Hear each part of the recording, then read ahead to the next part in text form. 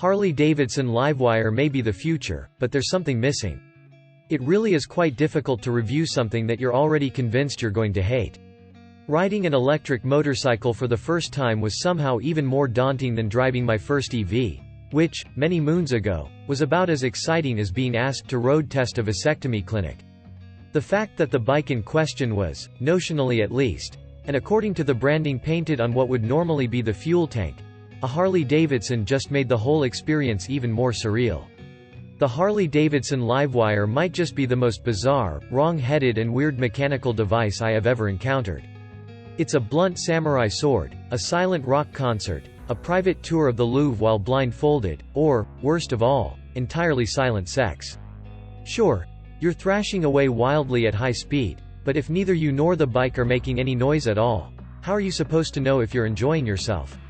Yes, I know that electric motorcycles are as inevitable as electric cars were when I first drove and hated a Mitsubishi i-MiEV some time back in the last century, but since then EVs have managed to win me over by becoming more exciting and involving to drive. I recently put a Ferrari SF90 in silent mode, and it was still hugely entertaining, but it also had the option of adding noise at any point via an old-school V8 engine. But motorcycles are different, as my good friend Boris Mihailovic, former outlaw, infamous motoring journalist and author of many fabulous books, explained to me when I asked him, in desperation, to explain to me why the LiveWire exists.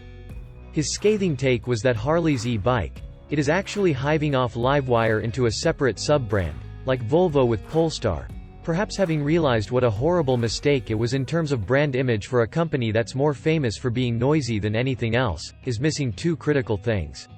It does not sound like a motorcycle. And it does not provide that critical organic feel, that vibration, that response, and hence connection to the power that only internal combustion can provide, he ranted. Yes, I understand the instant torque from standstill thing. It is certainly there. And I still don't care. Not even a little bit. Because it's not a motorcycle. He went on to become quite maniacal at this point, deriding the LiveWire as the most soulless, unengaging, and uninteresting thing he'd ever had the displeasure to ride. What I quickly came to discover when riding the LiveWire myself was that while it is sad and annoying that EVs don't have proper gearboxes and will never be manual, you just don't feel like you're losing quite as much as you are when you take the gear-changing experience of motorcycling. Running up through the cogs and blipping down through them is one of the greatest of the many joys of motorcycling, but on the LiveWire it's just twist and go, no clutch, and thus much reduced rider involvement.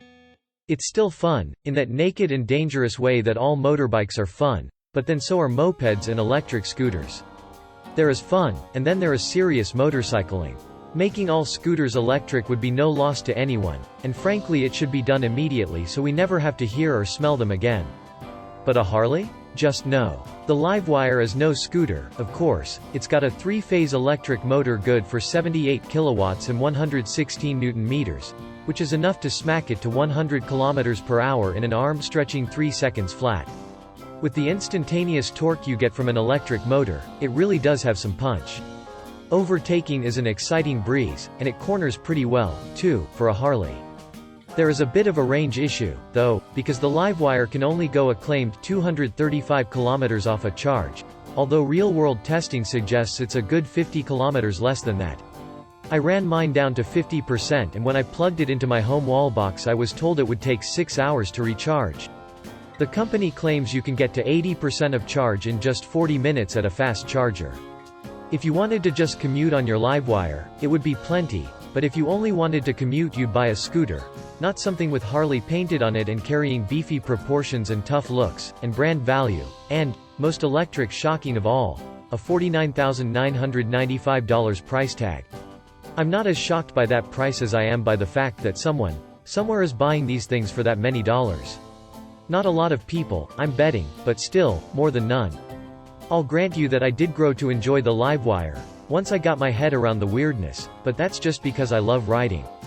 I'd enjoy a bicycle, probably, if it just an engine.